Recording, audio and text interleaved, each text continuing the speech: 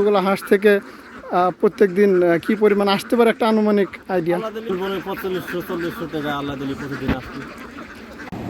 আসসালামু আলাইকুম ভিউয়ার্স, আজকে আমি আপনাদেরকে একটা নতুন এক্সপিরিয়েন্স শেয়ার করতে নিয়ে যাব তারাস।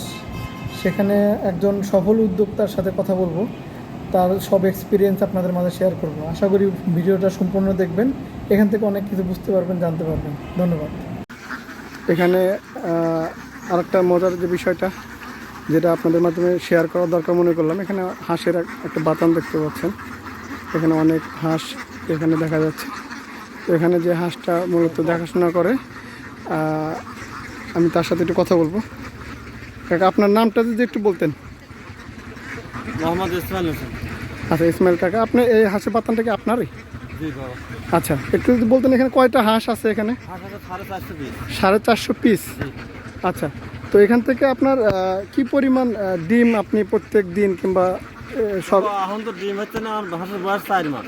আচ্ছা, তার মানে আরো কিছুদিন সময় লাগবে। কিছুদিন পরে আল্লাহ যদি রহমত দান করে তাহলে করবে। আচ্ছা, হ্যাঁ, সব কিছু তো আল্লাহর হাতে। তো এখন আপনি একটা আশাবাদী তো আছেন যে এখানে আপনার এতগুলো হাঁস থেকে প্রত্যেক দিন কি পরিমাণ আসতে পারে একটা আনুমানিক আইডিয়া? আল্লাহ দিলি 300 দিন যদি 450 হাঁস থাকে তাহলে মনে হলো 4500-4000 টাকা আল্লাহ দিলি প্রতিদিন আসবে। আল্লাহ দিলি দান মানে 4500-5000 টাকার মতো আসবে আল্লাহ দিলি দান করে। আল্লাহ যদি দেয় তাহলে এই পরিমাণ আসবে। আর এই হাঁসে আপনার কি পরিমাণ খাবার লাগে আর কি? খাবার নিতেছে এখন ধান তো হয় না, ওই এখন দিচ্ছি বাচ্চা হাঁস তো একটু কম খাবার দেওয়া লাগে।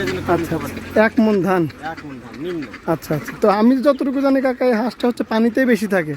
তো এটার জন্য কি আপনি পুকুরে দেন নাকি যে আশেপাশে এখানে যে পুকুরটা দেখছি এখানে দেন? এখন আল্লাহ তাআলা পানি তোরাপ দেয় নাই, মাঠে দেয় নাই, এজন্য পানি একটু কমই দেয়। কেবল পানি তুলে নিয়ে আসেন বাবা।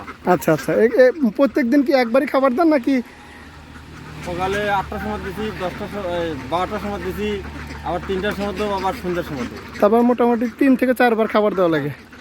আচ্ছা, আর পাশাপাশি হচ্ছে যখন এই হাঁসের বাতানটা আপনি চড়াতে নিয়ে যান, জমিতে নিয়ে যান, ওখানে তো এক্সট্রা খাবার ওগুলা খাই।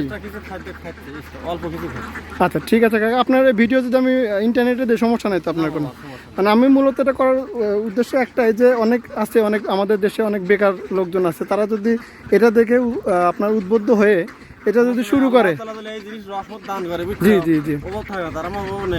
আর কোনো সমস্যা যদি হয়, কোনো অসুখ ব্যাধি যদি হয়, সেক্ষেত্রে তো আপনার পশু ডাক্তারের শরণাপন্ন হন। আচ্ছা, আপনার একটা অভিজ্ঞতা আছে?